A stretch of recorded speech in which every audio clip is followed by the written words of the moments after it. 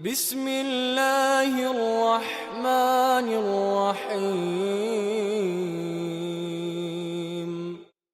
Zaman semakin singkat.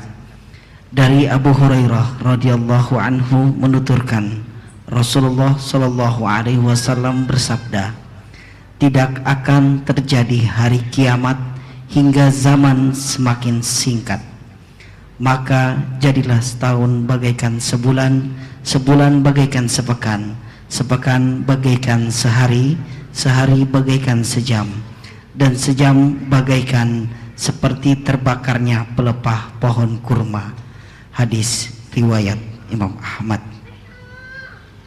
Subhanallah, memang terasa. Terasa enggak? Sudah faham hadis ini? Ingat, Bapak Ibu ingat pertama saya jadi imam tarawih di sini? 2008. Bulan Ramadan kan? Rasanya sudah lama tuh, kayaknya baru kemarin. Baru kemarin. Sambil saya, kalau saya masih ingat, masih terbayang ya, masih saya ingat jemaahnya, mukanya jemaahnya, bapak-bapak, ibu-ibu.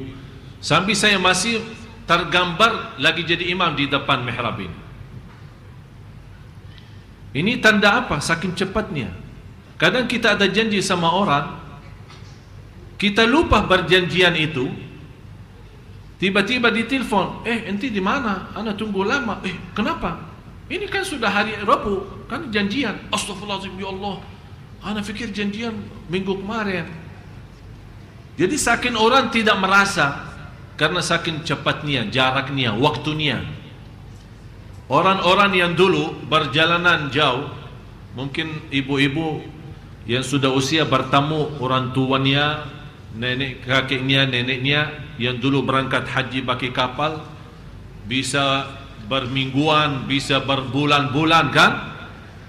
Menurut saya orang dulu kalau bikin acara keselamatan, fantas acara keselamatan dulu, karena orang yang berangkat belum tentu pulang, saking jauhnya. Sekarang ini termasuk juga salah satu ciri, yang dulu berjalanan bisa berbulan-bulan, sekarang hanya bisa berjam-jam. Ini juga termasuk ciri-ciri hari kiamat. Disingkatkan waktu, cepat. Malah belum kita kenyang tidur, sudah dibangunin, sudah sampai Makkah ini. Subhanallah. Jadi yang kita hitungkan, satu minggu saja menjadi seperti satu hari. Satu hari seperti satu jam. Satu jam sepertinya membakarkan satu daun dari pohon kurma. Satu tahun pun dari Ramadan sampai Ramadan, yang kita baru kemarin habis Ramadan, menunggu kedatangan haji, sekarang sudah masuk bulan Maulid. Sebentar lagi, tidak lama lagi masuknya bulan Ramadan. Saya waktu bertelefon mengundang Imam Masjid Kuba, saya fikiran untuk bersiap masih lama lah. Proses kita isi, ada jadwal kesana kemari.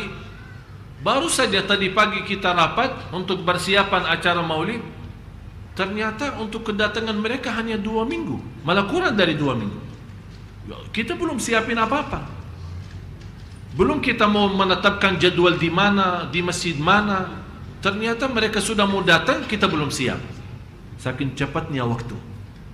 Oleh karena itu Bapak Ibu, bahagia seorang yang sudah melihat waktunya secepat itu, tapi dia bisa memanfaatkan dengan zikir, dengan istighfar, dengan banyak baca Al-Quran, menjaga salat malam, menjaga salat berjamaah di masjid, terutama istighfar. Saya memberikan satu istighfar, mudah-mudahan bermanfaat, dan banyak ulama menyampaikan tidak ada yang baca istighfar itu seterus-terusnya sepanjang hari.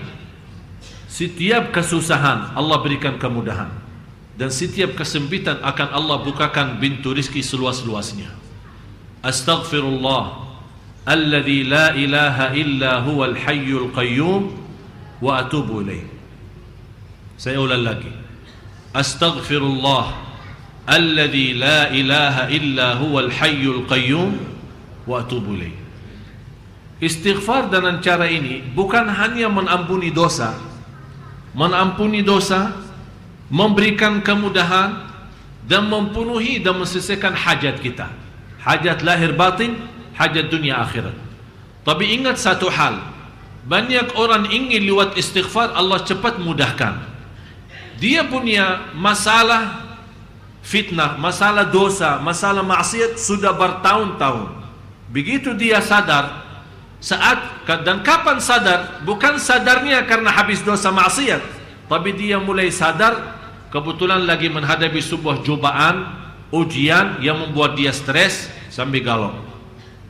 Habis itu dia sudah tak punya jalan kemana, bingung dia tak tahu kemana. Akhirnya dia berkata, Barna Ustaz Ali berkata istighfar pasti memberikan kemudahan. Habis bertahun-tahun maksiat, dia ingin lewat istighfar baru satu malam atau dua malam, kenapa Allah tidak memberikan kemudahan? Katanya istighfar memberikan kemudahan. Harus kita juga mensesuaikan. Kalau memang bertahun-tahun kita maksiat, harus juga berusaha sebanyak-banyaknya istighfar. Jangan mengharap dan segera Allah berikan bantuan, begitu Allah berikan pertolongannya malah kita kembali kepada dosa maksiat kita. Oleh karena itu saya nasihatin Bapak Ibu, mulai hari ini jangan berhenti istighfar.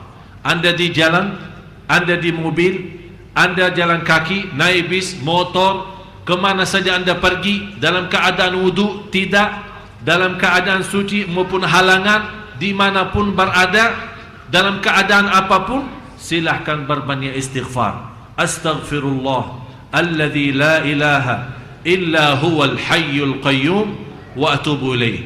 Nawaitu, apapun masalah Anda merasa punya dosa belum bisa ditinggal, lewat istighfar ini nawaitu mendekatkan dirinya kepada Allah agar Allah mengampuni dan menjauhkan dari dosa itu.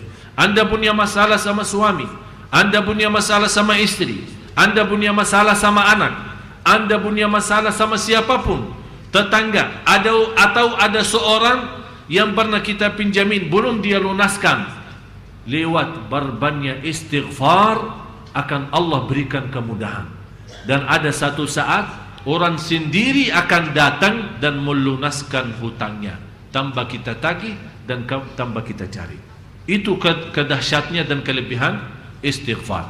Astaghfirullah alladzi la ilaha illa huwal hayyul qayyum wa atubu ilaih.